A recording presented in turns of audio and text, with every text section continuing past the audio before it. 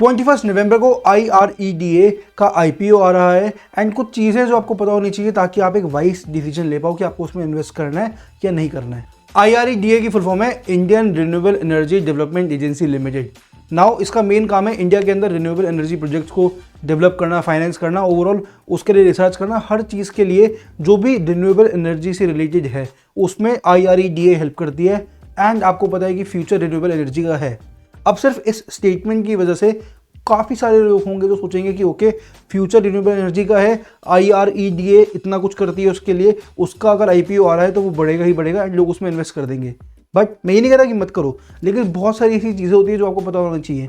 जैसे अभी 2021-22 में उनको जो लोन सैंक्शन हुआ था that was the highest ever sanction, तो वो सारी चीज़ें भी आपको पता होनी चाहिए। टोटल IPO का साइज है 2150 करोड़ रुपए, जिसमें से 1290 करोड़ रुपए के लिए कंपनी फ्रेश इशू करेगी एंड 800 करोड़ रुपए अराउंड के लिए कंपनी ऑफर फॉर सेल निकाल रही है। IPO सब्सक्रिप्शन के लिए 21 नवंबर को खुलेगा एंड 23 नवंबर को बंद हो जाएगा।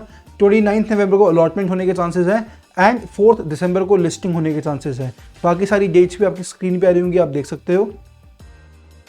IPO का प्राइस बैंड 30 रुपये से लेकर 32 रुपये पर शेयर पे सेट करा गया है एंड एक लॉट के अंदर 460 शेयर्स है। लेकिन अगर आप रिटेल इन्वेस्टर हो तो आपको मिनिमम इन्वेस्टमेंट ₹14,720 रुपीज़ की करनी पड़ेगी। तो अगर आप 30 रुपये पे बिट कर रहे हो तो आपको एक लॉट से ज़्यादा लेना पड़ेगा। अब मैं आपको कुछ की परफॉर्मेंस इंडिकेटर्स बता देता हूँ जिससे आपको एक बेटर आइडिया लग जाएगा। सबसे पहले PE रेशो कंपनी की 8.47 है जो कि ज़्यादा है। एंड उसके बाद है पोस्ट पीई होती है कि अगर हम कंपनी की अर्निंग्स में से डिविडेंड्स को एक्सक्लूड कर दें तो उसके बाद क्या रेशो आ रही है जो कि 7.42 है। कंपनी की रिटर्न ऑन इक्विटी 15.44% है जो कि अच्छी चीज़ है। रिटर्न ऑन इक्विटी सिंपल की कंपनी के पास जो इक्विटी है, जो शेयर होल्डर्स ने उसमें पैसा लगाया हुआ है, उस पर वो कितना रिटर्न लेकर आ रहे हैं, तो 15.44% इज अ गुड नंबर।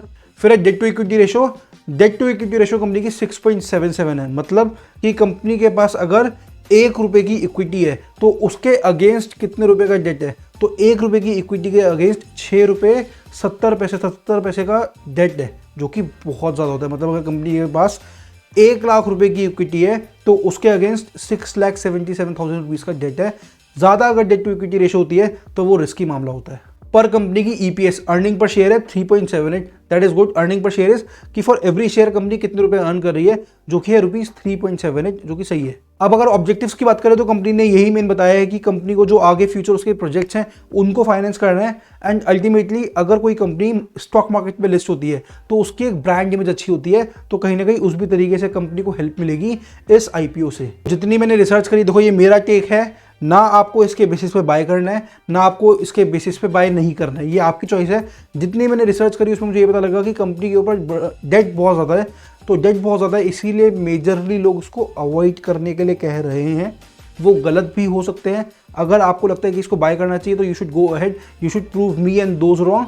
मतलब मैं आपको वो बता रहा हूँ जो मैंने रिसर्च करी है एंड रिसर्च में ये आ रहा है कि यू शुड अवॉइड इट, कि इस पर डेट बहुत ज़्यादा है, रिस्क बहुत ज़्यादा है इसके साथ। मैंने आपको जैसे बताया कि कंपनी की डेट टू इक्विटी रेशो भी काफ़ी ज़्यादा है। तो ये कुछ फैक्टर्स हैं जो फैक्टर इन कर सकते हैं, बट अल्टीमेटली मार्केट का कुछ नहीं पता, कुछ भी हो सकता है। बट हाँ ये है कि इन सारी चीज़ों से एक बेटर आइडिया लग सकता है। एंड ओवरऑल जो मैंने पढ़ा उसमें यही आ रहा है कि जो वैल्यूएशंस कंपनी की है वो ज़्यादा अट्रैक्टिव नहीं है। तो आई से कि you should be more cautious, मतलब इसमें आप एक फ्रीली नहीं कर सकते। जैसे अभी टाटा टेक्नोलॉजीज का IPO भी आ रहा है तो उससे मार्केट को काफ़ी अच्छी उम्मीद है, उसकी वीडियो भी चैनल पे आप जाके देख लीजिए। But what I am saying is कि IREDA के अंदर अगर आपको IPO में इन्वेस्ट करना है तो आप ज़्यादा कॉशियस होकर ज़्यादा रिसर्च करके फिर कर लो। अगर आपको करना भी है तो एक फ्री हैंड से मत करो।